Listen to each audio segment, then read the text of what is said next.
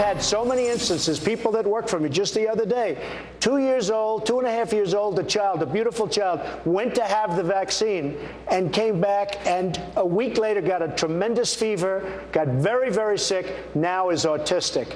I only say it's not, I'm in favor of vaccines. Do them over a longer period of time, same amount, but just in little sections. Well, that was businessman Donald Trump moments ago at the latest Republican presidential debate, suggesting there may be a link between vaccinations and autism, something Dr. Ben Carson disagrees with. For more, we are joined now by retired pediatric neurosurgeon Dr. Ben Carson. Doctor, great to see you tonight. So let me ask you, because some walked away from that exchange. Trump himself suggested that you and he are in agreement. Just for the record, do you agree that there is any sort of a linkage between autism and vaccines? No, I think what he was referring to is agreement that the vaccination schedule needs to be adjusted so that you're not giving people such a big load in such a short period of time. I think if you ask him about the autism, he will be the only one who can really answer that. But he indicated to me that he had an understanding of what I was saying. Do you believe that story, that a child was vaccinated and then shortly thereafter got autism? I mean, his suggestion seemed to be there was a linkage. Well, what you have to recognize is that almost all children get vaccinated, and there are a certain percentage of children who also are autistic. So if just about everybody is getting a vaccination and some of them become autistic, if you don't think about this logically, you'll say that the vaccine caused the autism, when in fact autism occurs in a certain portion of the population. Right.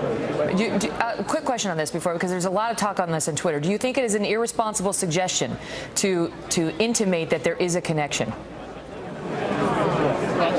Well, you know, we don't even have to intimate or not intimate it. There's been so many studies done that it's been disproven on so many different levels. It's just a matter of what people want to believe at this stage.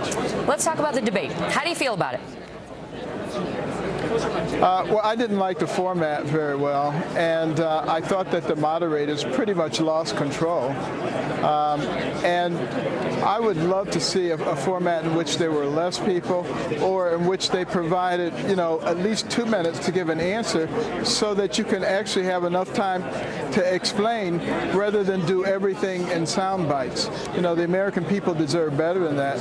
Having said that, you know, my people tell me during the debate we acquired 300,000 new Facebook friends and $1 million, so I can't complain too much.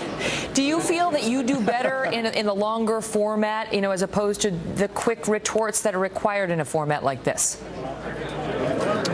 Yes, much better when you actually have an opportunity to explain to people, and I think that's one of the things that's been one of my fortes when I'm out on the stump.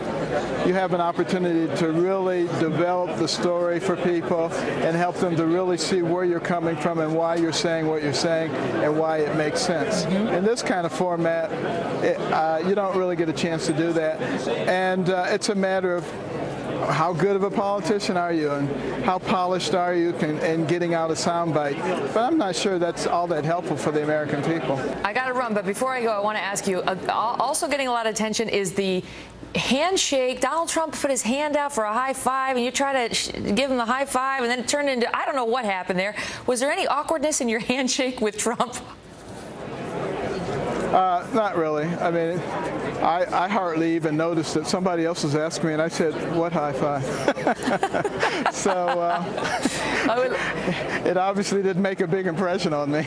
Glad to hear it. Great to see you. All right, you too. Thank you, Megan.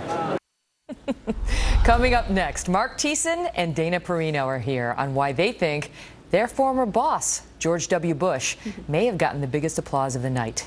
And Frank Luntz is back with us with his focus group on the rest of the story for the 2016 field. Don't go away. Leadership is not about me. It's about our country.